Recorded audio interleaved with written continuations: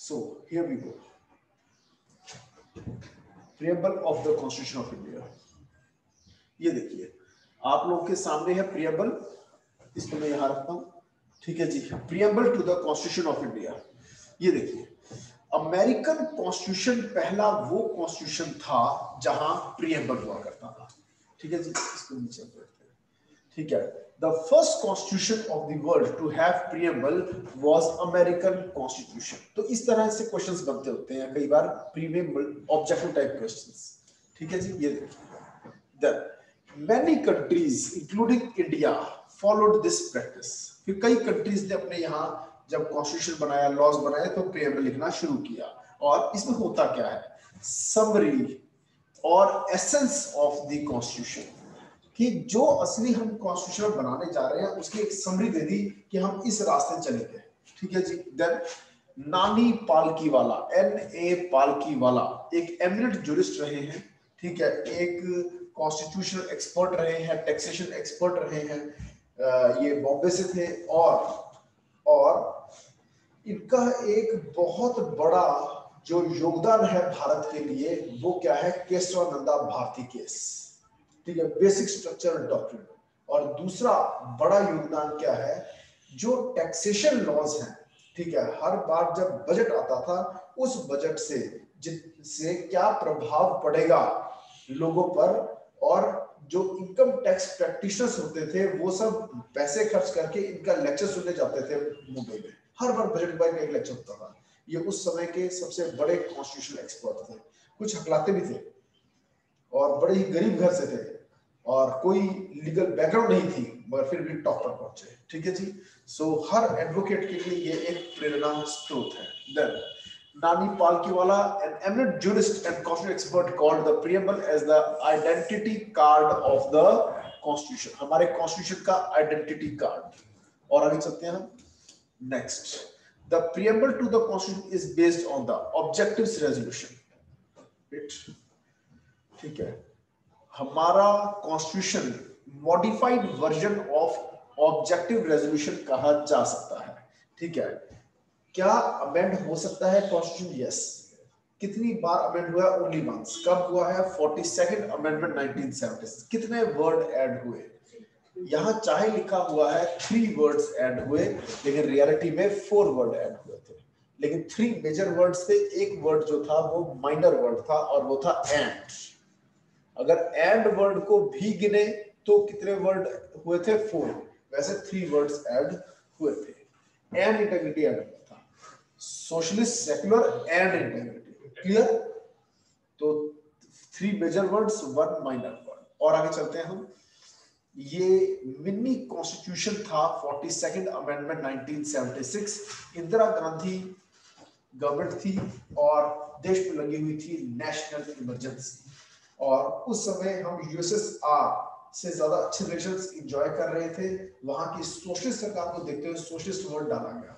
बाद में इस बात को क्लियर किया गया कि ये कम्युनिज्म वाला सोशलिज्म नहीं है, ये रशिया या चाइना वाला सोशलिज्म नहीं है जो इंडिया में लेकर आएंगे।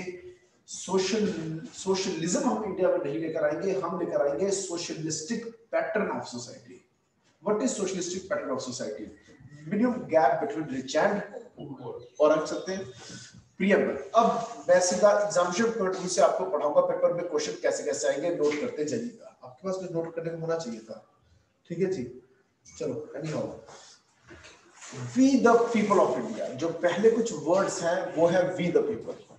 वी द पीपल, इस पर कैसे कैसे क्वेश्चंस आ सकते हैं पेपर में। वी द पीपल पर समझिए, पहले कहां से आइडिया आया इन वर्ड्स का, वी द पीपल? एनीबॉडी?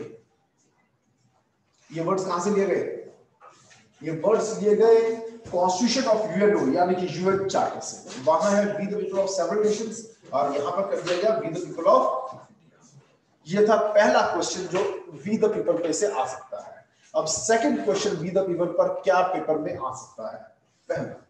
जो दूसरा, पॉलिटिकल अथॉरिटी कॉन्स्टिट्यूशन को कौन देता है? वो देता है कौन? People of India. तीसरा question, Constitution was adopted and enacted by dash parliament। या कॉन्स्टिट्यूंट असेंबली या people of India? Answer people. कैसे? देखो स्टार्टिंग में वर्ड यूज हो रहे हैं we the people of India, आखिरी में आ रहा है do hereby adopt enact and give to ourselves this constitution. इसको जोड़कर पढ़े तो बन रहा है we the people do hereby adopt enact and give to ourselves this constitution. समझ में आया? तो ये थर्ड क्वेश्चन बनता है। पहला, गवर्नमेंट के पास पॉलिटिकल अथॉरिटी देने वाली ताकत कौन सी है? People of India. सेकंड, ठीक, किसने अडॉप्ट इनेक्ट किया? People of India. कहां से आइडिया आया पीपल ऑफ इंडिया वाला? ठीक है, ये आया यूएन चार्टर से। ठीक है, we the people of India. आगे चलते हैं। हैविंग सोलमली रिजॉल्व, ये आप बताएं, रॉबिन नाम है आपका? रॉबिन, सोलमली वर्ड क्या क्या मतलब होता है और क्या सिग्निफिकेंस है इस वर्ड की? पहले मीनिंग बताओ, सोलम वर्ड क्या मतलब होता है आप बताएं। ख्वाहिश, solemn, this is the solemn resolution. What is a solemn? No, solemn is not stern. Solemn word का सोच समझ के विचार करके 360 डिग्री विजन, 360 डिग्री थिंकिंग के बाद, जल्दबाजी में नहीं, हर पक्ष को देखते हुए फिर फैसला, रिजॉल्व। रेजोल्यूशन क्या होता है? प्रण। हम ये प्रण लेते हैं कि हम भारत को to constitute India into a, कैसा भारत बनाकर दिखाएंगे हम? Answer sovereign, सहप्रभुता। सहप्रभुता क्या है सॉवरेन? रॉबिन आप बताएं। Your name is Kanika. Kanika, क्या है sovereignty? supremacy kind of like ruled by anybody, कोई हम पर राज नहीं कर रहा है, राज नहीं कर रहा है और हम खुद अपने ऊपर।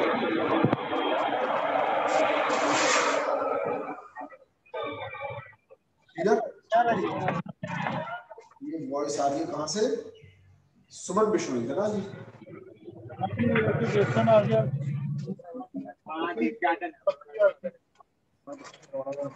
सुमन अपना माइक ऑफ कीजिए।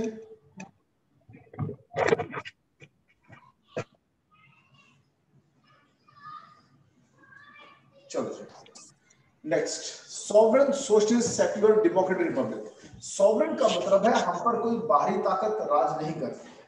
We are free to take our decisions internally as well as externally. This is called sovereign. Socialistic मैं बता चुका हूं। सोशलिज्म दो तरह का होता है। एक होता है political socialism. What is political? What is political socialism? Political socialism क्या है? पॉलिटिकल सोशलिज्म क्या होता है? Where all the means of, where all the means, क्यों ऐसे कर रहे हैं? Means of production, distribution and exchange.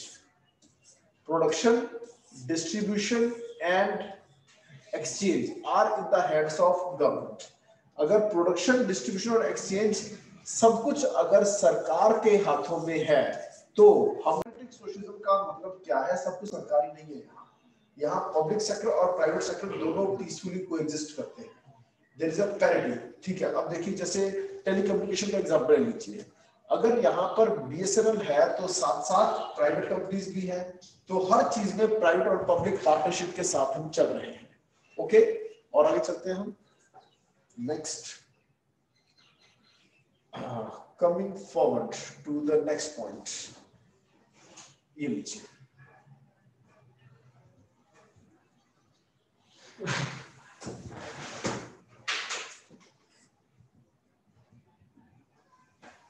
Next is secularism. जो अगला वर्ड आता है वो है सेक्युलरिज्म।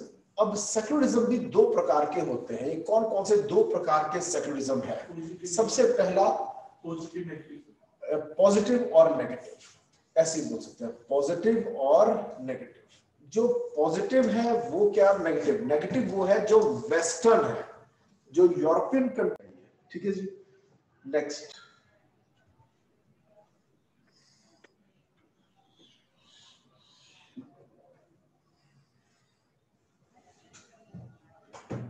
अब ये देखिए पॉजिटिव और नेगेटिव सेक्युलरिज्म में क्या फर्क है?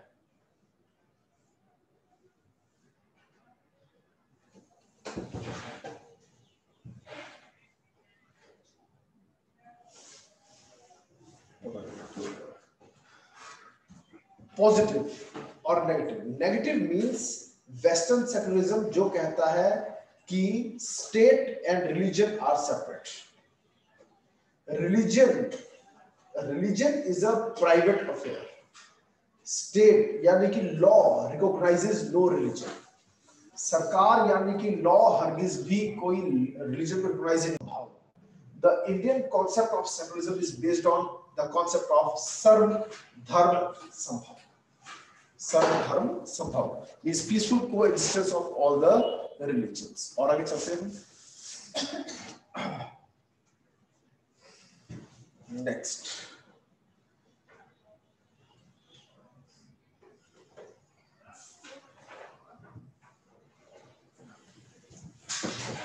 चलो अब अगला जो वर्ड हम पकड़ते हैं वो कौन सा वर्ड है, वो देखिए डेमोक्रेटिक। डेमोक्रेटिक वर्ड दो शब्दों के मिलन से बना है और ये दो वर्ड्स कौन से हैं, डेमोस और क्रातोस। डेमोस और क्रातोस। What is the meaning of demos? Means people, and kratos is authority. This is people, means where people have authority, that is called democracy. Democracy की best definition, it is the government of the people, by the people, for the people. किसने दी थी ये definition? Abraham Lincoln. कौन था ये? One of the US presidents, ठीक है, who abolished slavery in US। ठीक है जी। और हमारे यहाँ जो सरकार है वो लोग खुद बनाते हैं, अपनों में से बनाते हैं, अपनों के लिए, अपने लिए खुद बनाते हैं। That democracy. साथ साथ में ये बताते जाना चाहिए कि सॉवरेनिटी, सोशलिज्म, ये साथ साथ कहां से पैदा हो रहे हैं, वो कौन से प्रोविजंस हैं कॉन्स्टिट्यूशन के जो भारत को सोशलिस्ट बनाते हैं। कम ऑन बताओ जी। सोशलिज्म को प्रमोट करने वाले means minimum gap between rich and poor. हम बात कर रहे हैं सोशलिज्म की। तो सोशलिज्म को प्रमोट करने वाले आर्टिकल्स कौन से हैं? आर्टिकल 14, 16। सबसे पहले 14 आता है, राइट टू इक्वालिटी। दूसरा minimum gap between rich and poor, article 39 list में आता है डायरेक्टिव प्रिंसिपल्स।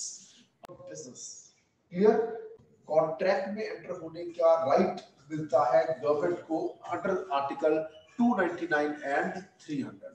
तो इस तरह से भी वो सोशलिज्म लेके आ रहे हैं कि अगर एक बिजनेस भी बहुत आगे जा रहा है और लग रहा है कि वो मोनोपोलाइज कर सकता है और वो मिसयूज, तो क्या करेगी गवर्नमेंट? खुद उसके अंदर हाथ डाल देगी। क्लियर। और आगे चलते हैं हम। एनी क्वेश्चन शगुन? चले आगे। सर आपका कैमरा ऑफ है और बीच में नेटवर्क चला गया था। पूरे चंडीगढ़ में नेटवर्क प्रॉब्लम चल रही है। Okay next. और आगे चलते हैं।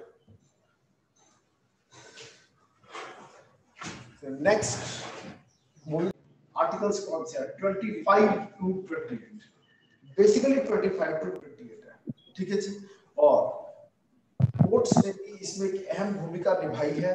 ठीक है, कई ऐसी जजमेंट्स दी हैं जो भारत को सेक्युलर बनाती हैं, जैसे कि anybody what is Sarla Mudgal case?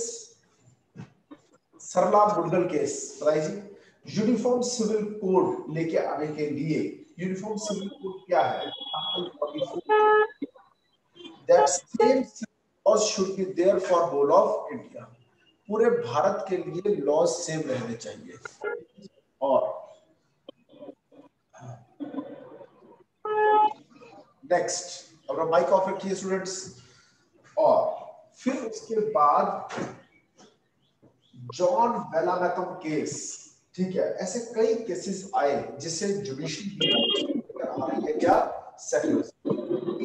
Triple तलाक पर जो बैन लगाया सरकार ने, वो भी हुआ है, इसीलिए हुआ है। ठीक है जी। सुमन Bishnoi, either you leave the class or keep your mic off.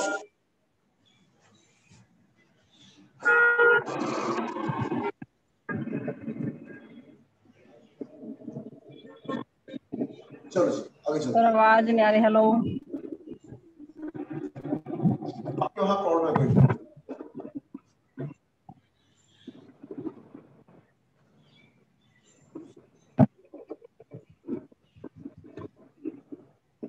ऐसा क्यों हो सकता है? म्यूट क्यों नहीं हो रहा?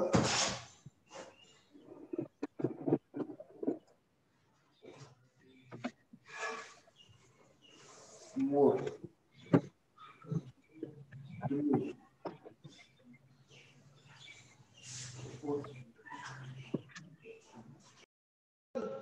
मोनार्किकल हेड नहीं होगा, ठीक है? हम इलेक्ट करेंगे, जो हेड ऑफ द स्टेट है shall be an elected person and not a monarchical head. राजा का बेटा ऑटोमेटिकली राजा नहीं बनेगा, प्रेसिडेंट का बेटा ऑटोमेटिकली प्रेसिडेंट नहीं बनेगा, राज पूरे देश पर प्रेसिडेंट का है, ठीक है?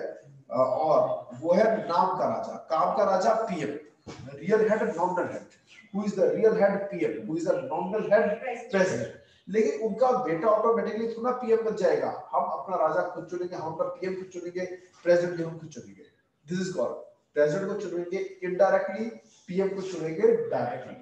ये क्या है? डायरेक्ट और इनडायरेक्ट इलेक्शन का सिस्टम, और ये बनाता है भारत को रिपब्लिक। भारत रिपब्लिक कब बना? 26 जनवरी 1950, इसलिए उसको मनाते हैं हम एज रिपब्लिक डे। और आगे चलते हैं हम, ठीक है? नेक्स्ट, प्रियम्बल बाद में आया कि नहीं, प्रियम्बल पहले बना था, ठीक है? कॉन्स्टिट्यूशन बन जाने के बाद उसको एडॉप्ट इनेक्ट 26 नवंबर 1949 को करना था, उससे पहले हुआ। बाकी प्रियम्बल का कंटेंट तो ऑब्जेक्टिव रेजोल्यूशन पहले तैयार हो गया था, मगर प्रियम्बल तैयार नहीं किया। प्रियम्बल 26 नवंबर 1949 से कुछ दिन पहले ही तैयार किया गया। समझ में आया? तो क्वेश्चन ये है जो बुक्स में आपको कई जगह पर मिलता है। ओके, और आगे चलते हैं। देन अगला वर्ड आ रहा है रिपब्लिक के बाद, and to secure to all its citizens. पहली चीज है जस्टिस। 3 प्रकार का न्याय हम देना चाहते हैं। कौन सा? सोशल, इकोनॉमिक और पॉलिटिकल। वो क्या है जो भारत में लेके आ रहा है? सोशल जस्टिस, सामाजिक तौर पे सभी बराबर हो। बेसिकली आर्टिकल 14 टू 18, आर्टिकल 14 से लेकर आर्टिकल 18, 14 से 18, ठीक है जी? ये क्या है? सोशल जस्टिस, समाज में सब बराबर हो। फिर है इकोनॉमिक जस्टिस, ठीक है? मैं बता चुका हूं पैसे से रिलेटेड बातें। पहले तो आर्टिकल 39 इससे डील करता है, जो कि अपने आप में एक डायरेक्टिव प्रिंसिपल है, directive principle of state policy. और दूसरा इकोनॉमिक जस्टिस जो आ रही है वो आ रही है आर्टिकल 16 से, 16, ठीक है? और आ रही है 19(1)(g) से, 19(1)(g). फिर आती है पॉलिटिकल जस्टिस, वो आर्टिकल 326 है। क्लियर? फिर लिबर्टी। लिबर्टी वर्ड का एग्जैक्ट मीनिंग क्या है? रॉबिन, कविता, फ्रीडम, आजादी। हम 5 प्रकार की आजादी देना चाहते हैं। Thought, expression, belief, faith and worship. Of thought कहां लिखा है? Liberty of thought. कॉन्स्टिट्यूशन में कहां लिखा है लिबर्टी ऑफ थॉट? वो थॉट थोड़ी होता, एक्सप्रेशन है। फ्रीडम ऑफ थॉट कहां दिया है कॉन्स्टिट्यूशन में? फ्रीडम ऑफ थॉट, सोच बताओ जी, फ्रीडम ऑफ थॉट कहां पर है? Article 25, article 25। Freedom of conscience word use हुआ है, फ्रीडम ऑफ बिलीफ वर्ड है उसमें। आप ईश्वर में विश्वास करें चाहे ना करें, आप आस्तिक बने या नास्तिक बने। दुनिया में ऐसे बहुत से देश हैं जहां पर आपको आस्तिक रहना आपकी मजबूरी होती है। इंडिया में तो कुछ ऐसे रिलीजन्स हैं, ठीक है, जिन्होंने साफ साफ कह दिया there is no god. Jainism और Buddhism both discarded the theory of god. God, this is your free wish. Okay जी? तो freedom of thought, freedom of thought के बाद आता है एक्सप्रेशन, बिलीफ है, expression, belief, faith and worship. ये देखिए, ठीक है जी? अब कहां पर हमने दिया हुआ है, किस जगह पर हमने दिया हुआ है एक्सप्रेशन? 19(1) में। freedom of speech and expression given in article 19(1)(a). फिर आता है बिलीफ, फेथ, वर्शिप, ये सब आर्टिकल 25 में है, 25, 26, 27, 28, ठीक है जी। और इक्वालिटी, दो इक्वालिटी हम देना चाहते हैं, स्टेटस एंड अपॉर्चुनिटी। स्टेटस के लिए बेसिकली है आर्टिकल 18, हम किसी का भी स्टेटस ऊपर नहीं करते हैं, टाइटल्स नहीं देते हैं। दो प्रकार के टाइटल्स दिए जा सकते हैं, कौन से दो टाइटल्स हैं? आर्टिकल 18 की एक्सेप्शन, टाइटल्स नाम के पीछे लगाने के लिए एक शब्द सरकार का भी नहीं देगी, पर दो तरह के दे सकते हैं। कौन से? एक तो सेना में, बिल्कुल सही, एक तो मिलिट्री, दूसरा जो सिविल में पद्मश्री देते हैं। नो नो नो नो, वो टाइटल नहीं है, अगर आप नाम के पीछे लगाओगे तो आपसे वापस ले लेंगे। हाँ, आप अवार्डी वर्ड कर सकते हो, पद्मश्री अवार्डी, लेकिन बिना अवार्डी के आपको, तो ये क्या देता है?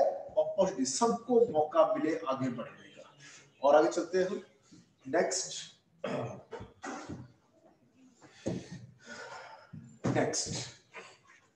देन जो अगला वर्ड है, to promote among all. To promote among all, क्या प्रमोट करने की बात यहां हो रही है? That is fraternity. ये फ्रेटर्निटी वर्ड का क्या मतलब है? क्या नॉर्मल ब्रदरहुड है ये? दिस इज एक ही मातृभूमि की संतान होना।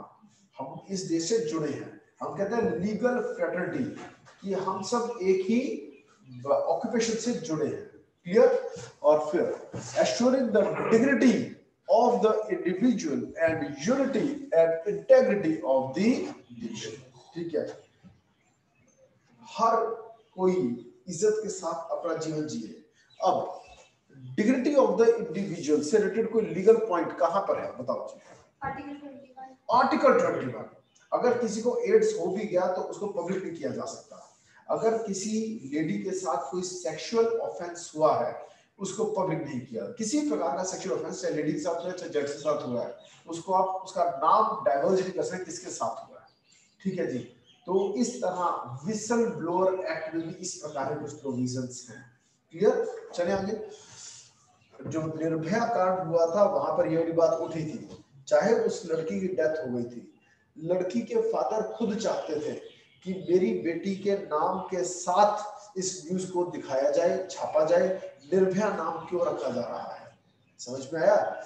क्योंकि ये नेशन वाइड पॉपुलैरिटी पा चुका था ये केस, मगर उसके फादर मदर के लाख कोशिश करने के बाद भी किसी भी न्यूज़पेपर ने या किसी भी मीडिया हाउस ने उसकी फोटो या उसकी कोई नाम वगैरह कुछ भी डाइवर्ज नहीं किया। क्लियर? आज भी कोई नहीं जानता निर्भया का एग्जैक्ट नाम क्या था और उसकी फोटो। ठीक है, एक्सेप्ट प्रोसीजर। ठीक है जी। और कुछ जगह जाली फोटोज भी चली है, किसी फोटो इंटरनेट से डाउनलोड किया और सोशल मीडिया पर करा दी, ये भी हुआ। समझ में आया? कुछ भी नाम लिखे, असली नाम ये था। ठीक है, this is an offence. We have to maintain dignity and unity and integrity of the nation. Sedition जैसे जो law है, then coming forward.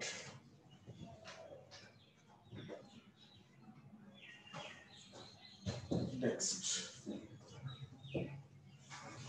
ये देखिए, सोशलिज्म की बात हो रही है।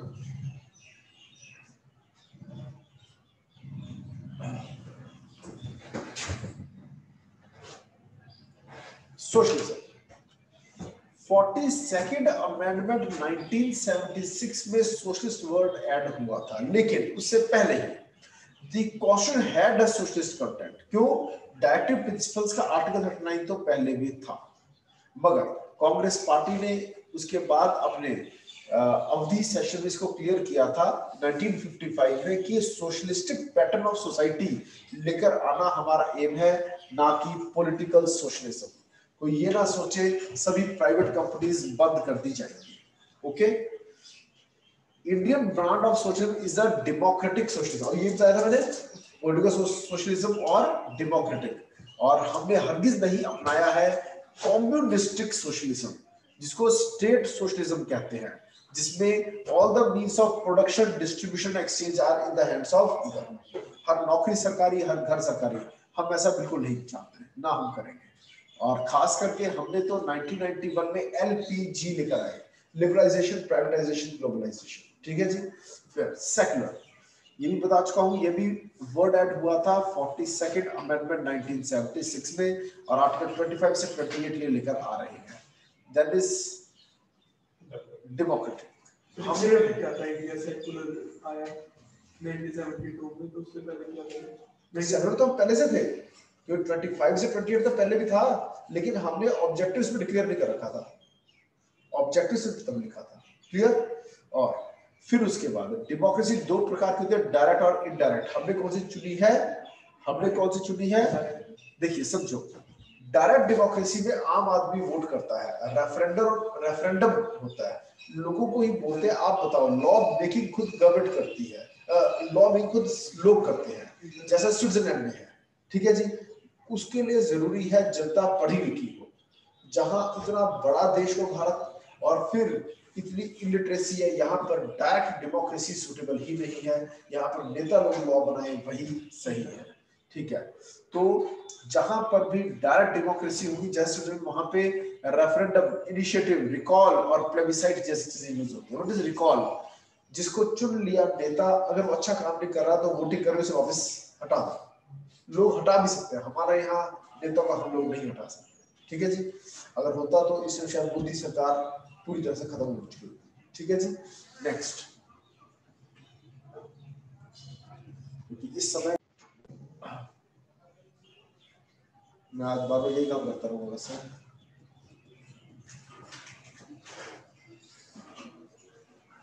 Next, coming over to the next point, और आगे चलते हैं जी।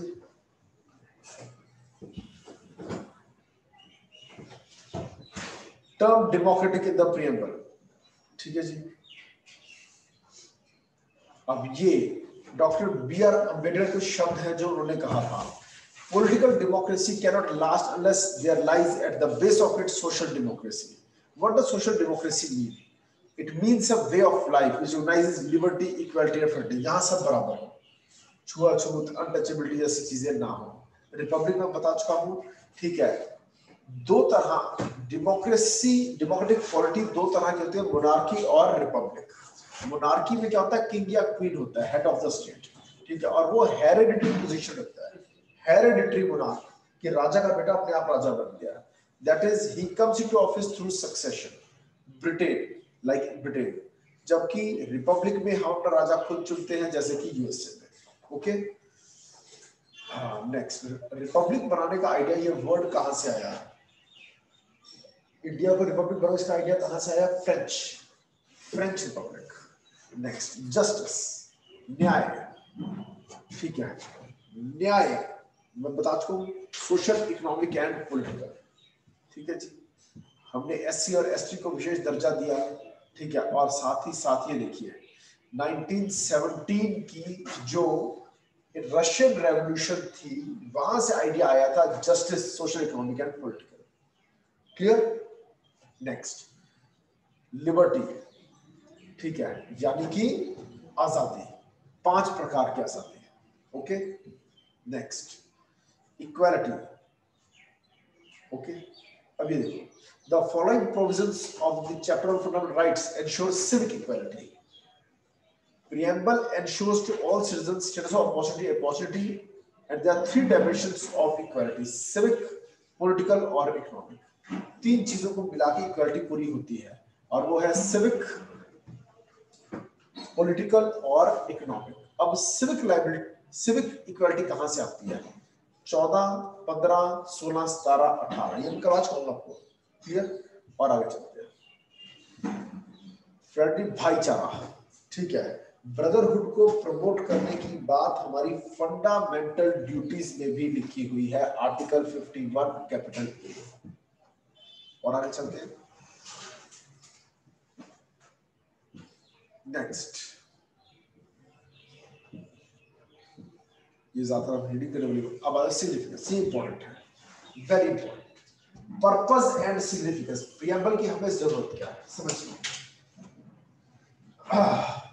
केशवानंदा भारती केस में भी ये कहा गया कि the most important function that preamble plays is It is a key to unravel the minds of makers of Constitution of India. अगर आज हम कॉन्स्टिट्यूशन को पढ़ते हैं, किसी बात को लेकर कोई डिबेट होता है, कोई केस जाता है कोर्ट में, तो कॉन्स्टिट्यूशन में लिखी हुई अगर एक बात के 2 या 3 मतलब निकल रहे हैं तो कौन सा मतलब सही है, वो जानने के लिए कहाँ देखेंगे हम? Preamble.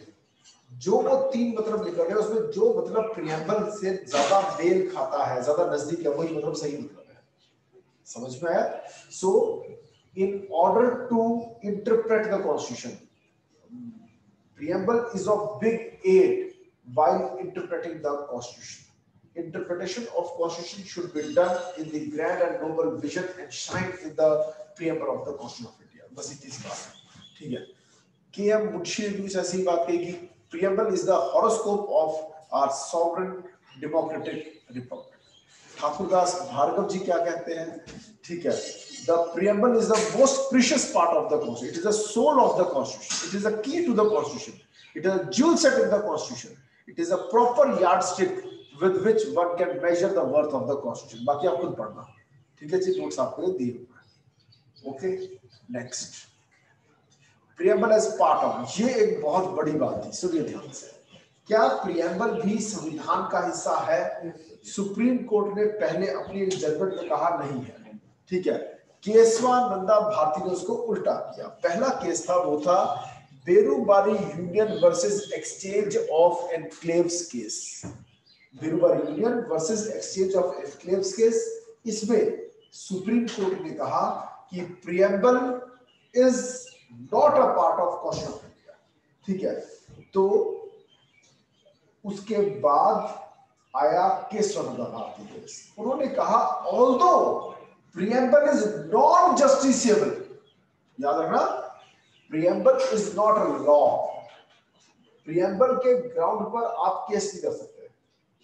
preamble is not law, it doesn't have force of law, but it is a guiding star. So preamble is a part of constitution but is non justiciable part of constitution. Is my point clear? तो Kesavananda Bharti judgement 1960 को over रूल किया गया। इस judgment के द्वारा Kesavananda Berubari union overrule रूल किया केशवानंदा भारती केस में। Is my point clear? Kesavananda Bharati 1973 case, fundamental rights case. उस समय की जो कॉन्स्टिट्यूशन की अमेंडेबिलिटी का सवाल था, फंडामेंटल राइट्स की अमेंडेबिलिटी का सवाल था, ऐसे कई बड़ी बड़ी बातें थी जिन सब प्रॉब्लम्स का सॉल्यूशन एक जजमेंट में निकाला, Kesavananda Bharati case, full bench judgment, 13 जजों ने बैठकर फैसला सुनाया। और आगे चलते हैं, next LIC of India case 1995 में क्या कहा गया? Supreme court again held that preamble is an integral part. जो केशवानंदा भारती में कहा गया उसी को रीअफर्म किया LIC ऑफ इंडिया केस 1995 में, ठीक है जी। और आगे चलते हैं, preamble is neither a source of power to legislature nor a prohibition upon the powers of legislature. मैंने अभी बताया preamble is not justiciable, it doesn't has force of law, ना तो ये रोक रहा है सारा कुछ करने से, ना ही ये सारा कुछ करने की पावर दे रहा है। इट इज नॉट जस्ट, लेकिन preamble को दिमाग में रखते हुए जो प्रोविजंस बना रखे हैं वो प्रोविजंस यहाँ रोकते हैं, जैसे आर्टिकल 12 से 35 जो फंडामेंटल राइट्स हैं वो प्रोहिबिट कर रहे हैं, रोक रहे हैं सर, ये नहीं करना, ये नहीं करना, ये नहीं करना। क्लियर? और आगे चलते हैं, इट इज नॉट जस्टिसेबल, ये मैं बता चुका हूं, not enforceable in courts of law. फिर आता है when it is part of constitution, but this is a very important thing, तो can it be amended? Yes, once it has been amended. राजको, अंडर आर्टिकल 368 क्या आप preamble को भी amend कर सकते हो? Answer is yes. Kesavananda Bharati case में ये कहा गया था, ठीक है। It was urged that preamble can not be amended as it is not a part of the constitution. The petition contended that the amending power in article 3 cannot be used to destroy or damage the basic elements or the fundamental features of the constitution which are enshrined. लेकिन supreme court ने कहा ऐसा नहीं है, it is a part of constitution, पहली बात तो, और दूसरा court said that the opinion tendered in this regard was wrong. Okay, एक बार अमेंड हुआ और ये वर्ड्स ऐड हुए हैं, क्लियर? आपका एक चैप्टर यहाँ पे फिनिश होता है। हाँ जी, बेसिक फीचर है। preamble is not a part of basic feature, it is not a part of basic structure of the constitution, लेकिन basic structure का आइडिया preamble से लगता है, ये भी जरूर लिखा होगा। अगर रिमूव कर सकते हैं मैं यूज से बिल्कुल क्या पूरे preamble नहीं रिमूव कर सकते? ये बेसिक फीचर है नहीं सर। बेसिक फीचर नहीं है, लेकिन basic structure of the constitution का आइडिया यहां से लगता है। ये एक जजमेंट है सुप्रीम कोर्ट की कि क्या है basic structure of the constitution, उसका आइडिया हमें देता है प्रीएम्बल, लेकिन ये खुद बेसिक स्ट्रक्चर का पार्ट नहीं है। अब क्या इसी को रिमूव किया जा सकता है? आंसर नहीं। ठीक है जी, अभी तक ऐसा कोई सुप्रीम कोर्ट के सामने क्वेश्चन नहीं आया। ठीक है जी, ओके। और आगे चलते हैं। हमारा जो अगला टॉपिक है वो यूनियन एंड इट्स टेरिटरी। समझिए, भारत का संविधान कई सवालों के जवाब हमें देता है। कौन कौन से सवालों के जवाब हमें कॉन्स्टिट्यूशन ऑफ इंडिया दे रहा है? पहला, what is India? What is India, कि भारत क्या है? जवाब कहां लिखा है? पार्ट 1 में जवाब लिखा है, पार्ट 1, आर्टिकल 1 to 4। ठीक है। फिर दूसरा क्वेश्चन, भारतीय कौन है? कहां जवाब दिया है? पार्ट 2 में। पार्ट 2 आर्टिकल कौन से हैं? 5 से लेकर 11। फिर है, क्या है भारतीय लोगों के मूल अधिकार, यानी सरकार क्या नहीं कर सकती, वो है पार्ट 3, आर्टिकल 12 से 35, फंडामेंटल राइट्स 12 से 35। पार्ट 1 क्या है? Union and it's territories. Part 2 क्या है? सिटीजनशिप। ठीक है, कौन है भारतीय, क्या होंगे मूल अधिकार, यानी fundamental rights. Fundamental rights part 3। ठीक है जी, और ये है सिटीजनशिप, और ये है union and it's territory. Clear? फिर आता है पार्ट 4। किस सवाल का जवाब देता है पार्ट 4? क्या है भारत, कौन है भारतीय, क्या है उनके मूल अधिकार, सरकार क्या नहीं कर सकती। फिर सर्व करना क्या है? 3 कहता है क्या सर्व नहीं करना और क्या सर्व करना है। पार्ट 4 है directive principles of state policy, DPSP, directive of state policy, और ये 36 से लेकर 51 तक है। 36 से 50। फिर अगर ये बताता है कॉन्स्टिट्यूशन की क्या करना है सरकार को, तो साथ ही यही बताता है क्या करना है जनता को, यानी कि लोगों में क्या ड्यूटीज है। पार्ट 4A, एक ही आर्टिकल है 51 capital A, 51 capital A, fundamental duties. और फिर आता है सेंटर में सरकार क्या है, स्टेट में सरकार क्या है। पार्ट 5 बताता है सेंटर में सरकार क्या है, पार्ट 6 बताता है स्टेट में सरकार क्या है। ये है 52 से 151, यानी यूनियन गवर्नमेंट। ठीक है जी। और 152 से 237 ये है state government. Clear? Union government, state government. Part 7 repeal हो चुका है। ठीक है, इस तरह से कई पार्ट्स हैं और इस प्रकार के सवालों के जवाब, क्या है भारत, कौन है भारतीय, क्या है उनके मूल अधिकार, यानी सरकार क्या नहीं कर सकती, फिर सरकार क्या करेगी, लोग क्या करेंगे, सेंटर में सरकार क्या है, स्टेट में सरकार क्या है, प्रॉब्लम के टाइम पर क्या करेंगे, इमरजेंसी लगाएंगे, फिर इलेक्शन कमीशन कराएगा। ठीक है, इस तरह के सवालों के जवाब भारतीय संविधान देता है। हम स्टार्ट करेंगे सबसे पहले कहां से, पार्ट 1 to 4। हेडिंग डाल दीजिए union and it's territory. Union and it's territory समझिए क्या क्या क्वेश्चन निकलते हैं पार्ट 1 में से। 4 आर्टिकल्स हैं, article 1 to 4 under part 1 of the constitution. क्या है Bharat, India that is Bharat. पहले लिखा था जो ओरिजिनल कॉन्स्टिट्यूशन लिख रहे थे, India that is Bharat that is Hindustan shall be a federation of states, shall be a federation of states, ये लिखा जा रहा था। ठीक है जी, लेकिन लेकिन बी आर अम्बेडकर जी ने इस पर ऑब्जेक्शन रेज की और उन्होंने कहा ये हिंदुस्तान वर्ड गलत है।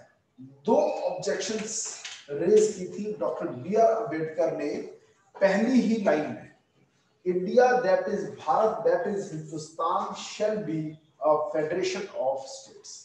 पहली प्रॉब्लम तो मैंने बता दिया, उन्होंने हिंदुस्तान वर्ड को हटवाया। हिंदुस्तान दिखने में लगता है हिंदुओं का स्थान, ये तो हिंदुओं का स्थान है, तो हम सेक्युलर देश बना रहे हैं, इसलिए ये वर्ड गलत है।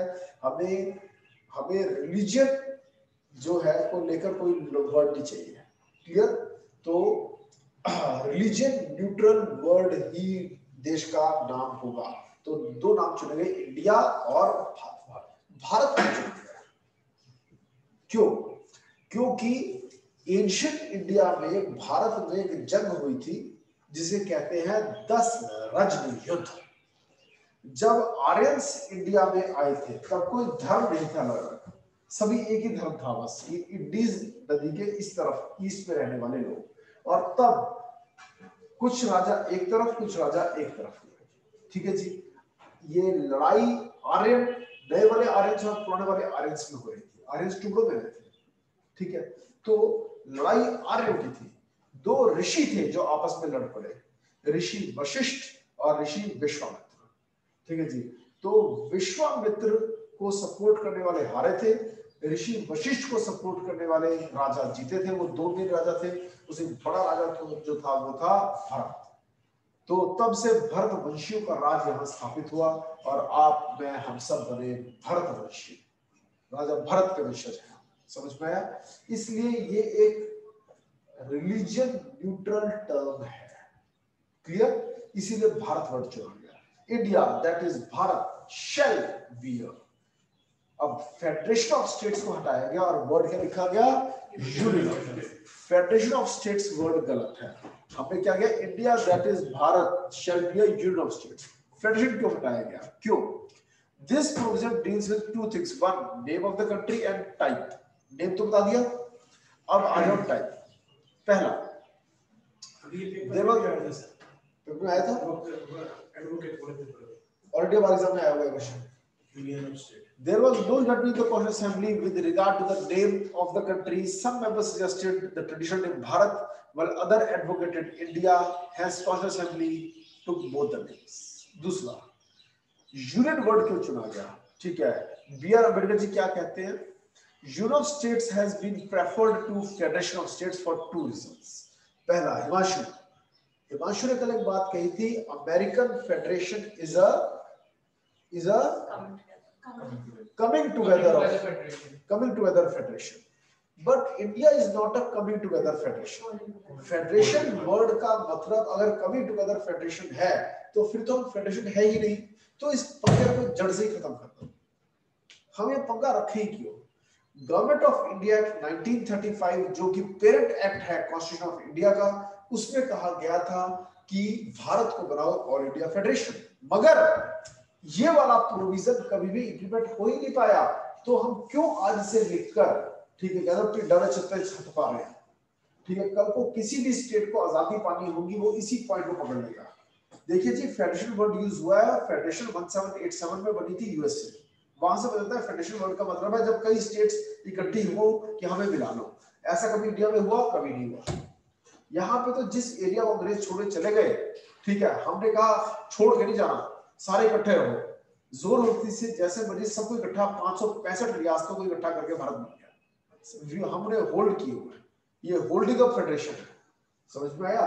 तो इस पॉइंट पर क्यों जबरदस्ती में पकड़ के रखा गया है, जबकि इंडियन इंडिपेंडेंस एक्ट 1947 में लॉर्ड लुई माउंटबेटन ने लिख दिया था कि भारत अब से आजाद है, पाकिस्तान अब से आजाद है और रियासतों की मर्जी है कि जिस मर्जी को ज्वाइन कर ले।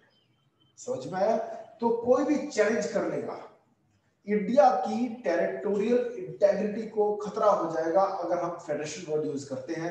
इसलिए जड़ से निप the one in the but, problem खत्म करो जड़ से। फेडरेशन वर्ड यूज ही ना करो, वर्ड यूज कर दो यूनियन, हम तो एक है। Has been preferred. दो रीजंस कौन से थे? पहला देखो, Indian federation is not the result of an agreement. कोई एग्रीमेंट नहीं हुआ था, आए नहीं थे इकट्ठे सारे। among the states like the America. And two, the states have no right to secede. कोई भी भारत को छोड़कर नहीं जा सकता, ठीक है। और हमने कभी कोई एग्रीमेंट तो किया नहीं जैसे कि अमेरिका में हुआ था, ठीक है जी। इस कारण से ऐसा हुआ। चले आगे। The Federation is a union because it is indestructible. हम वर्ड्स यूज करते हैं, India is an indestructible union of destructible states. India is indestructible union of destructible states. इसका क्या मतलब है? Indestructible कि कोई छोड़ के नहीं जा सकता, डिस्ट्रक्टिबल जिस मर्जी स्टेट का सेंटर चाहे तो नक्शा बदल दे, नेम एरिया बाउंड्री चेंज हो सकता है। लेटेस्ट किस स्टेट का बाउंड्री चेंज किया है? जम्मू एंड कश्मीर। जम्मू कब किया? 2019 में। क्या बना दिया? 2 यूटीज बना दी। कौन सी यूटीज बनाई? Jammu and Kashmir, Ladakh. Jammu and Kashmir and Ladakh, ठीक है जी। चले आगे। Country is an integral whole divided into many states. Okay. Fair. The territory can be divided as per Article 124. Article 1 में 3 तरह के territories of states, UTs and territories that may be acquired. 3 चीजों मिला के भारत बनता है कि हमने किसी और टेरिटरी पर कब्जा कर लिया, किसी और देश की टेरिटरी पर। हमारी खुद के यहाँ की जो टेरिटरीज है वो 2 तरह के, स्टेट्स और यूटीज। क्या हमने आज तक कभी किसी और की भूमि पर कब्जा किया? नहीं, सिक्किम पे किया। कभी किसी कंट्री पे कब्जा, कंट्री के एरिया में कब्जा किया है? नहीं सर। किया है। Yes sir. काल की एक धरती पर हमने कब्जा किया, बताओ क्या नाम है इसका? वो तो अपनी भी सर, गोवा। गोवा हमारा नहीं था, गोवा पुर्तगालीज था, ठीक है। 1960s में उसको इंडिया में मिलाया गया था, क्लियर, विद एग्रीमेंट। ओके। ऐसे ही दमन एंड दीव, दादरा नगर हवेली, ये सब कुछ हमने बाद में मिलाए हैं, क्लियर। सिक्किम पे भी किया सर। सिक्किम की कहानी थोड़ी डिफरेंट है, ठीक है। वहां के राजा ने खुद ने अपने आप को हमारे साथ मिलाया था। वो तो 1975 में सबसे लास्ट में वही एक स्टेट मिला था सिक्किम, ठीक है जी। और आगे चलते हैं। The names of states and UTs and their territorial extent are mentioned in the first schedule. Bharat में कौन-कौन सी स्टेट्स है, कौन-कौन सी यूटीज हैं, वो मैंने बताया था। सबसे ऊपर प्रीएम्बल, उसके नीचे 25 पार्ट, उसके नीचे स्केड्यूल्स, 12 स्केड्यूल है। पहले स्केड्यूल में लिस्ट दे रखी है स्टेट्स और यूटीज की। अब भारत में there are how many states in India at present? 28 and 9 union territory. 8 unit, Daman and Diu, Dadra Nagar Haveli. अब हाँ, एक कम हो गई है, वो मर्ज कर दिया, उनको मर्ज कर दिया, दमन एंड दीव और दादरा नगर हवेली, इसलिए अब ये 8 हो गई। पहले ये अलग अलग होती थी, अब दमन एंड दीव और दादरा नगर हवेली एक ही बनाती है, ठीक है जी। हाँ जी, जम्मू कश्मीर लद्दाख 8 नहीं है? हाँ, मिला के पहले 7 थी, फिर उसके बाद 2 बनी, जम्मू कश्मीर और लद्दाख, ठीक है, 9 हो गई। अभी ये करंट अफेयर्स का क्वेश्चन है, 2020 में चेंज हुआ है। 2020 में ही क्या किया गया है, 2 यूटीज को मिला के एक यूटी बना दिया। दमन एंड दीव और दादरा नगर हवेली 2 अलग थी, अब तो एक। Clear. Next, the provisions of the constitution pertaining to the states are applicable to all the states in the same manner. Next, कुछ स्पेशल प्रोविजंस भी बनाए गए हैं with respect to north eastern states, Andhra Pradesh, Telangana and some more, ठीक है जी। Next, और ये 5th और 6th शेड्यूल्स पे दिए हुए हैं, ठीक है जी। स्पेशल स्टेटस टू कर्नाटका भी है कुछ, ठीक है जी। आगे, अब द टेरिटरी ऑफ इंडिया, अब ये देखो 2 अर्ज, India that is Bharat shall be a union of dash. अगर पेपर में क्वेश्चन आता है, नीचे ऑप्शंस आती है, states and UTs, states, UTs and acquired territories. बच्चे क्या करते हैं, करके आते हैं, थर्ड को आंसर कर देते हैं, जबकि आंसर में सिर्फ स्टेट्स बनता है। समझो, there is a difference between India is a union of and India comprises of. अगर हम बात करें टेरिटरी ऑफ इंडिया, ये बात हो रही है इंडिया कंप्राइजेस ऑफ, इसमें 3 चीजें हैं, states, UTs, acquired territories. But legal relation वाली बात है union, India is a union only of. Is my point clear? Territory of India एक वाइडर एक्सप्रेशन है, इसमें सिर्फ स्टेट्स नहीं आ जाती। Union of India narrow concept है, इसमें सिर्फ स्टेट्स आती है, ठीक है, includes only states. while the former includes not only the states but also UTs and territories that may be acquired. चलिए जाके next of the federal system and share, जो स्टेट्स हैं वो एक फेडरल सेटअप में है, यानी कि there is a distribution of powers between center and states, okay, and there is a distribution of powers between center and states, और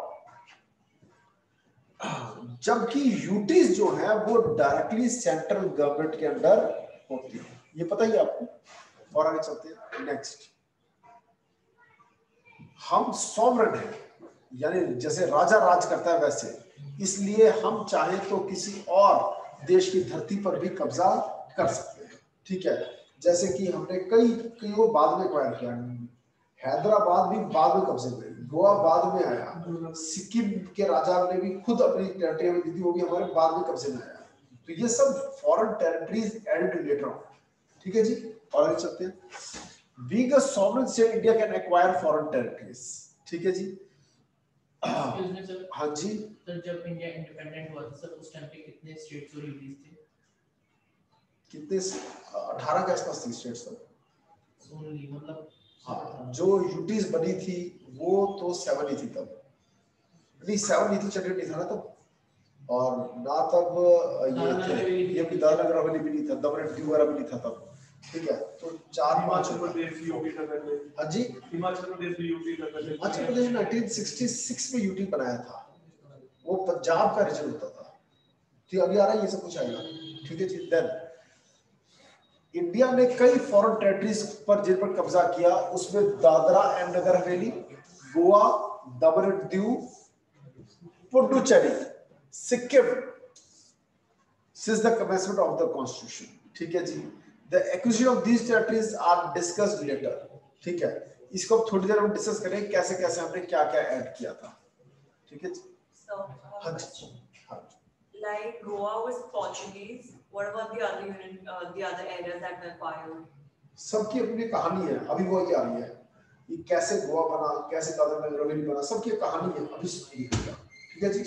Then Article 2 empowers the Parliament to admit into the Union of India or establish new states. अब हम किसी और area को भी भारत के अंदर आने दे सकते हैं, अगर दे सकते हैं तो किस आर्टिकल के अंतर्गत? Article 2, admit into the Union of India or establish new states on such terms as it thinks fit, यानी thinks fit, thinks fit की वजह से एक बड़ी वाइड पावर दे दी गई है यूनियन ऑफ इंडिया को कि जैसे मर्जी एग्रीमेंट कर सकते हैं, ठीक है। और आगे the power to admit to the union, the power to establish new states, ये दोनों काम कर सकती है पार्लियामेंट ऑफ इंडिया, ए और B. the first refers to admission of states which are already in existence, जो पहले से भारत में है उसको एक स्टेट का दर्जा देना या फिर नए एरिया को भारत के अंदर लेना, दोनों हम कर सकते हैं आर्टिकल 2 के अंतर्गत। नेक्स्ट, ये इंपॉर्टेंट आ रहा है आर्टिकल 3, वेरी इंपॉर्टेंट, समझो। अभी मैंने कहा था India is indestructible union of destructible states, यानी स्टेट्स और यूटीज की नेम एरिया बाउंड्री को पार्लियामेंट यूनिलैटरली भी चेंज कर सकता है। हालांकि यूनिलैटरली वर्ड पर क्वेश्चन मार्क लगा है, एक बार कंसर्न स्टेट का कंसेंट लेना जरूरी होता है, पर वो कंसेंट बाइंडिंग नहीं है और वो कंसेंट मैंडेटरी नहीं है, सिर्फ कंसेंट को मांगना मैंडेटरी है। अगर मान लो पंजाब स्टेट में से कुछ एरिया निकाल के कोई नई स्टेट बनानी है, तो एक बार पंजाब स्टेट की विधानसभा को आएगी ये बात कि भाई आप बताएं आपका कंसेंट है या नहीं है। टाइम लिमिट दी जा सकती है, 6 महीने बताए आपकी हाँ है या ना है, नाम बदल रहे हैं, एरिया बदल रहे हैं, बाउंड्री बदल रहे हैं, और फिर चाहे जवाब आए ना आए, इस टाइम लिमिट को एक्सटेंड भी किया जा सकता है, ठीक है। और जवाब नहीं आया तब भी काम हो सकता है, जवाब आया यस का मगर उन्होंने कर दिया नो, जवाब आया नो का उन्होंने कर दिया yes. The consent of the concerned state legislature is not binding upon the parliament, लेकिन once the file has to be sent to the concerned state legislature। और दूसरा, आर्टिकल 3 की पावर्स को एक्सरसाइज करते हुए उसमें 2-3 बातें और इंपॉर्टेंट है। पहला, जो फैसला लिया जाएगा पार्लियामेंट में वो सिंपल मेजॉरिटी से लिया जाएगा, more than 50% of present and voting. Sir state का भी कुछ होगा, जैसे आंध्र प्रदेश और तेलंगाना में दिया था, तो स्टेट से एक बार पूछेंगे बस, तो चाहे हाँ बोले चाहे ना बोले, वहाँ पे कोई वो नहीं है वोटिंग में। वोटिंग वो वोटिंग द्वारा ही फैसला लेंगे, लेकिन उनके द्वारा वोटिंग के द्वारा जो फैसला है वो सेंटर पहुंच जाएगा। Centre is not bound by that, वो सिर्फ एडवाइजरी रिकमेंडेटरी है, not mandatory on the centre. ठीक है जी। और सर क्या कोई फिर भी ऑप्शन है कोई कि कोई स्टेट सिसीड करके जा सकता है किसी और कंट्री नो, कोई भी ऑप्शन नहीं है? नो, यूटी जा सकता है? नहीं जा सकता, लीगली नहीं है, इलीगली। अगर अब जो खालिस्तान समर्थक है, ठीक है, वो पाकिस्तान की हेल्प लेकर आर्मी घुसाए सारी पाकिस्तान की इंडिया के अंदर और बाउंड्री पे खड़े हो जाए पंजाब की, किसी अंदर नहीं आने देंगे, हो गया, लीगली नहीं हुआ, इलीगली हो गया, होते रहो। समझ में आया? पीओके एग्जांपल, पीओके यही हुआ है, जबरदस्ती से छीन लिया। सीओके भी तो यही है, सीओके भी तो यही है। चाइना ऑक्युपाइड साइड चीन, इसके लिए तो हम ये वर्ड भी नहीं यूज करते सीओके। साइड चीन, अक्साई चीन जो है वो हमारा एरिया था, तिब्बत हमारा एरिया था, उन्होंने छीना हुआ है, लेकिन हम जो है सीओ के वर्ड यूज करते नहीं है, क्योंकि हम जो टीटी साइन की थी वो लाइन ऑफ एक्चुअल कंट्रोल की थी। ठीक है जी। एनी हाउ, ना हम कोई खास उसके में डिमांड वाली बात कर रहे हैं। ठीक है, पीओके की डिमांड रखनी शुरू की थी हमने जब धारा 370 खत्म की थी और अमित शाह ने ये बयान दिए थे। अब अगली बारी है पीओके मुद्दा, पीओके लेके रहेंगे। इधर से पाकिस्तान ने क्या किया, पीओके बेच दिया सारा चाइना को, वहां पर बहुत बड़े बड़े इन्वेस्टमेंट प्रोग्राम्स प्रोजेक्ट्स को हरी झंडी दे दी, चाइना लगाए पैसा, अब लो चाइना से पंगा।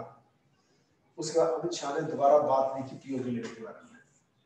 समझ में आया?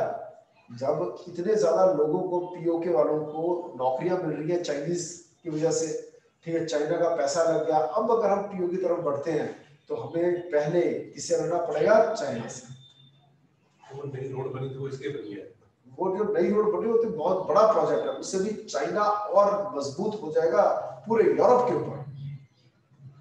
जो नई रोड बन रही है वो, और जो नया एक कॉरिडोर बन रहा है, जो एक रेल ट्रेन स्टार्ट हो गई वो चाइना से लेके आगे तक जाएगी, यूरोप तक जाएगी। यूरोप का जो एक देश है टर्की, टर्की का थोड़ा सा हिस्सा जो है वो पड़ता है किसमें, यूरोप में, और थोड़ा सा हिस्सा पड़ता है, बड़ा हिस्सा पड़ता है एशिया में।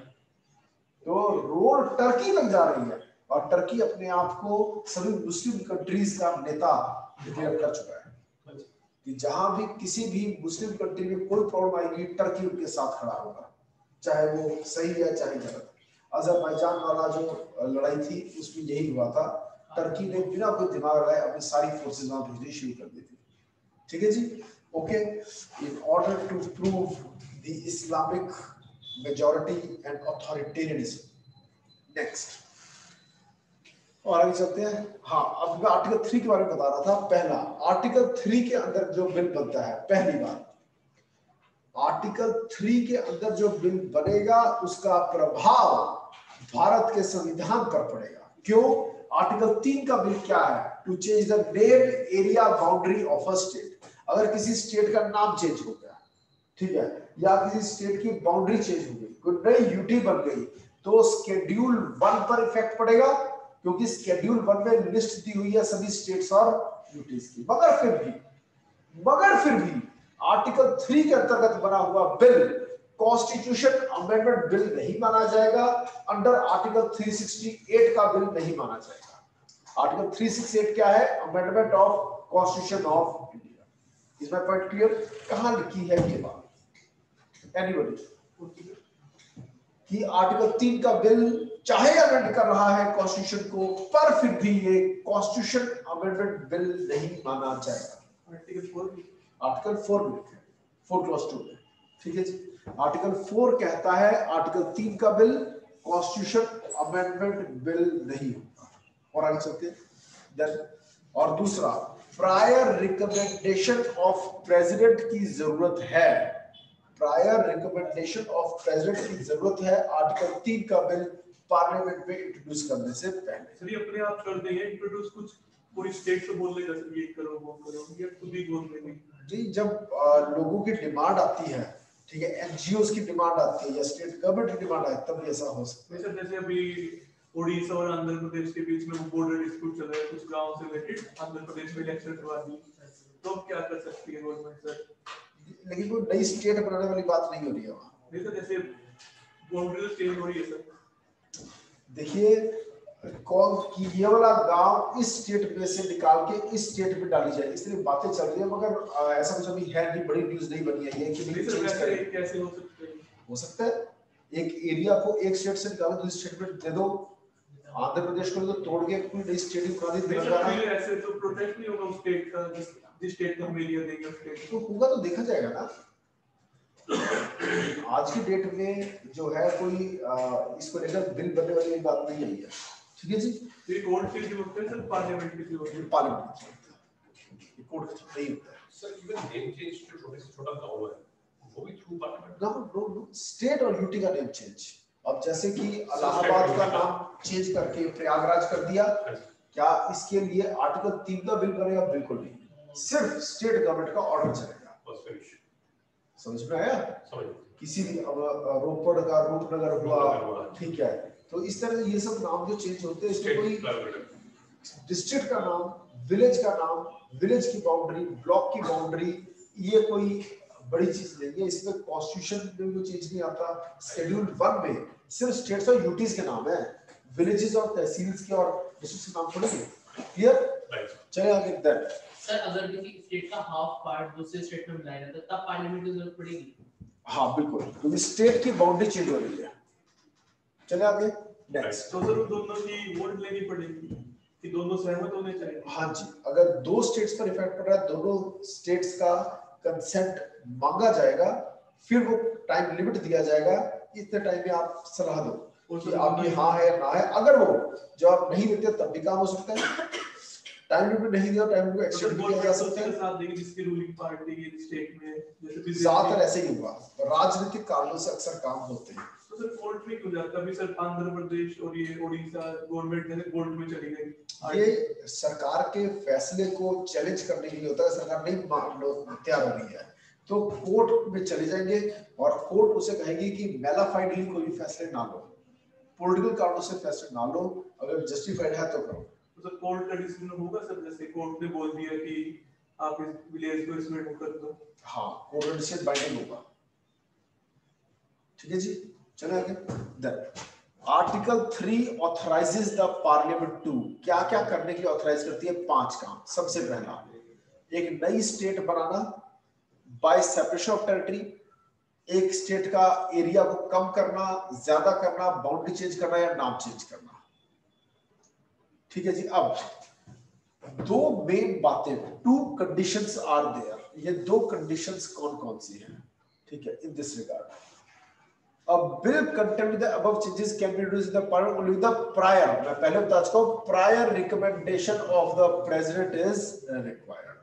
ठीक है जी। दूसरा, प्रेसिडेंट को एक बार कंसर्न्ड स्टेट लेजिस्लेचर के पास बिल को भेजना होगा और उसके लिए with in a specified time जवाब देने को कहा जा सकता है। क्लियर? और आगे चलते हैं।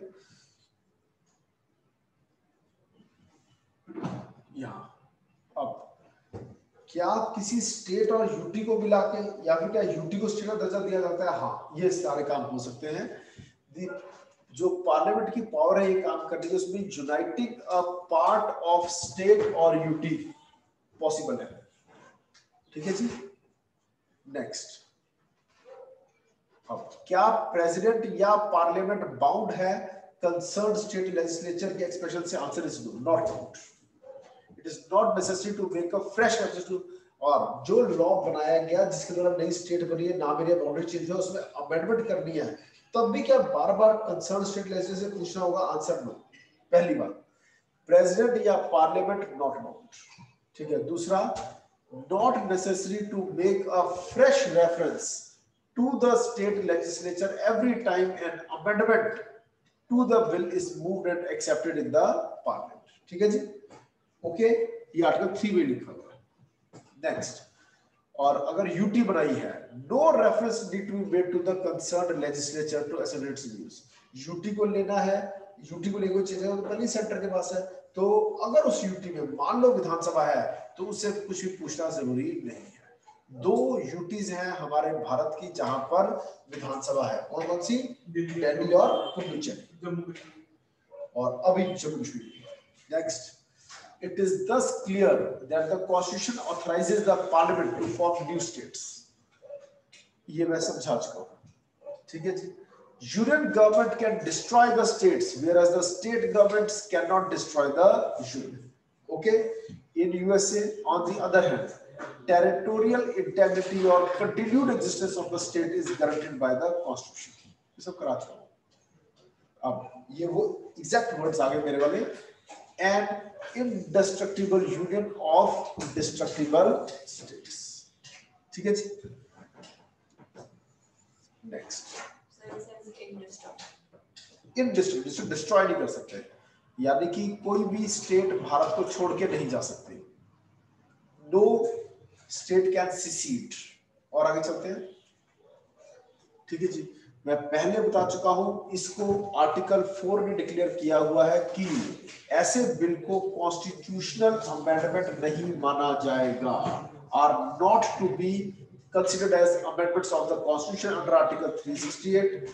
दूसरा, आर्टिकल 3 का बिल हमेशा सिंपल मेजॉरिटी से पास होगा, ऑर्डिनरी लेजिस्लेटिव प्रोसेस से होगा, यानी can start it's journey from any house.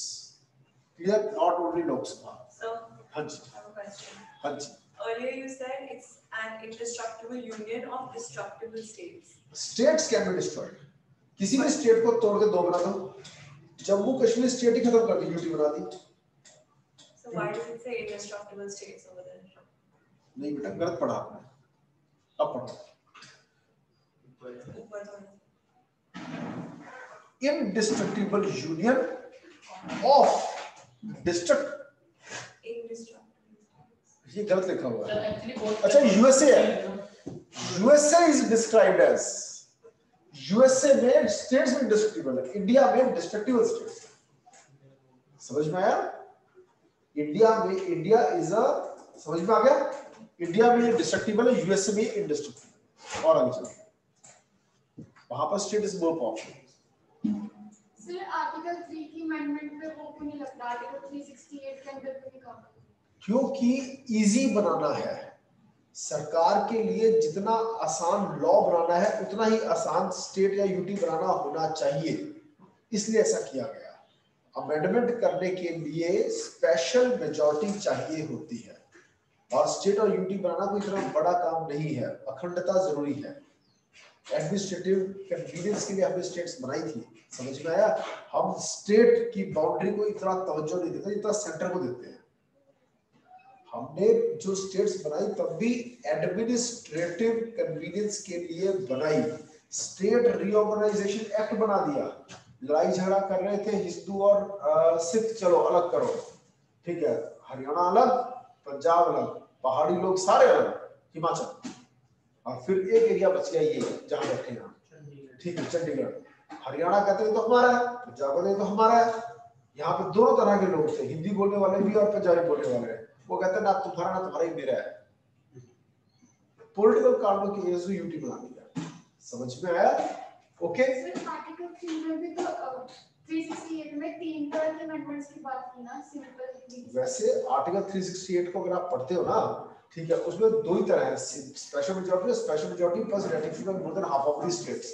लेकिन कॉन्स्टिट्यूशन के हिस्से ऐसे हैं जो कि सिंपल मेजॉरिटी से भी अमेंड हो सकते हैं, ठीक है, जो कि आर्टिकल 368 में वाला मेथड लिखा नहीं है सिंपल मेजॉरिटी वाला।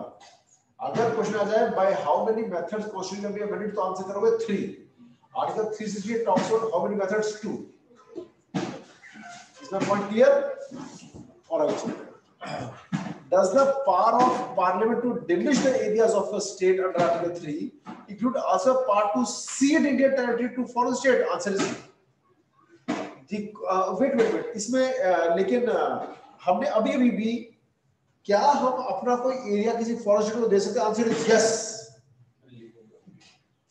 Berubari union versus exchange of enclaves, ये वाली बात सामने आई थी। और अभी एक अमेंडमेंट हुई है कॉन्स्टिट्यूशन की, 100 के आसपास नंबर है, जिसमें लैंड बॉर्डर एरिया एग्रीमेंट, ठीक है, एक्सचेंज ऑफ एनक्लेव्स, बांग्लादेश ने कुछ एनक्लेव्स हमें दिए, हमने कुछ एनक्लेव्स कुछ लैंड उन्हें दिए। सब जहां पानी बहा करता है, सुंदरबन डेल्टा बनता है, ठीक है, इतना पानी होता है। अब वो बार बार नदियां अपना रूट बदलती है, तो इसे कंफ्यूजन होती थी ये इंडिया का एरिया है या बांग्लादेश। तो उसके लिए लैंड बॉर्डर एग्रीमेंट को लेकर एक अमेंडमेंट हुई थी। वी सीडेड सम एरियाज, ये देखिए, include also the power to cede Indian. भारत सरकार चाहे तो जैसे हम किसी और की भूमि पर कब्जा कर सकते हैं, वैसे अपना एरिया भी किसी और को दे सकते हैं।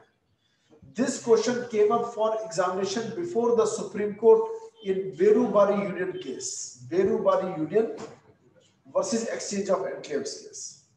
Cede some part to Pakistan to lead to political agitation and controversy. ठीक है, and thereby restricted the presidential reference. फिर प्रेसिडेंट ने सुप्रीम कोर्ट से पूछा क्या हम अपना कोई एरिया दे सकते हैं पाकिस्तान को, उस वक्त का पाकिस्तान, ठीक है।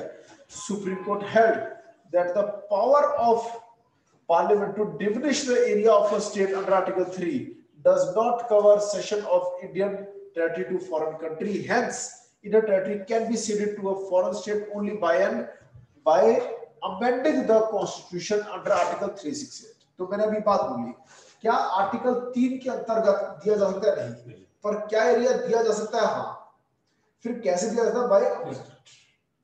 समझो, क्या इंडिया अपना कोई लैंड फॉरेन कंट्री को दे सकता है? हाँ। क्या वो अंडर आर्टिकल 3 दे सकता है? नहीं। किसी और दे सकता है? Under article 360। इसीलिए अभी जो हमने कुछ एनक्लेव्स दिए हैं बांग्लादेश को, वो कैसे दिए हैं? By constitutional amendment under article 360, land border agreement, LBA।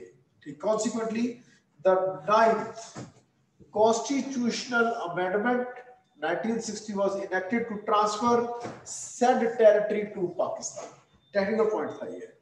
चले आगे, नेक्स्ट।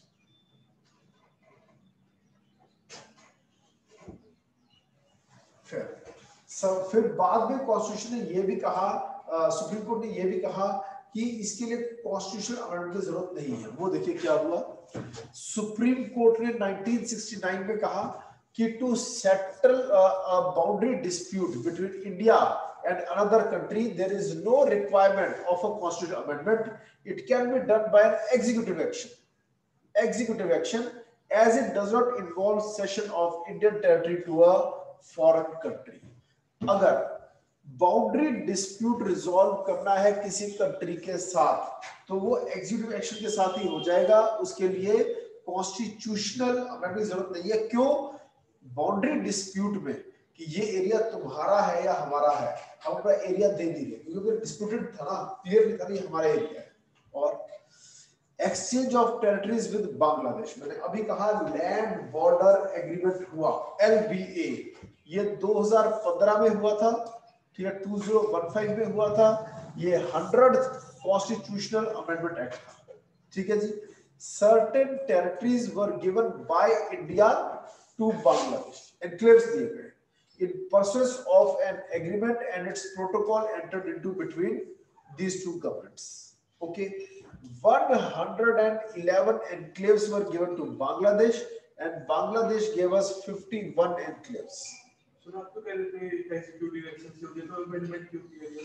ये बॉर्डर का इशू नहीं है ना, समझ में आया? जहां पर टेरिटरी दे रहे वो तो हमारा टेरिटरी थी, क्लियर? और आगे चलते हैं।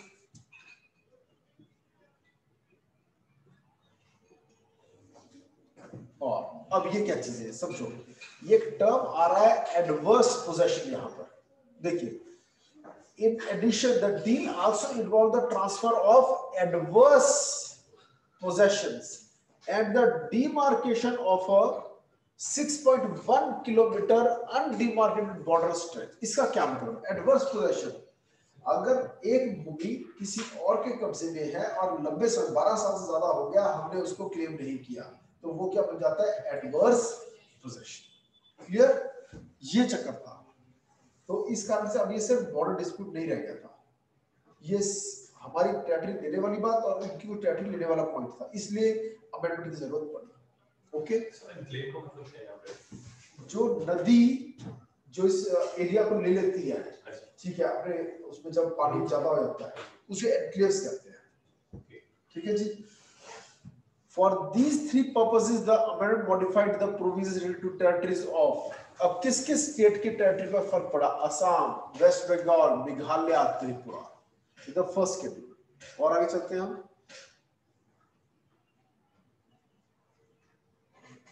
अब ये देखो जी, The background of this amendment, ये पूरी कहानी ये आप खुद पढ़ेंगे, ठीक है जी, कि लैंड बॉर्डर एग्रीमेंट जो हुआ था उसके पीछे का पूरा इतिहास है कि नेहरू के जमाने से ये प्रॉब्लम स्टार्ट हुई थी, फिर बेरुबारी एनक्लेव्स केस आया और फिर अब ये हुआ।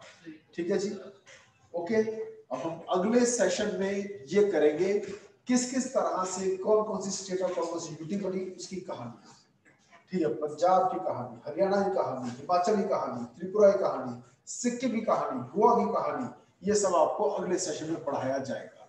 Any question you want to ask? The delimitation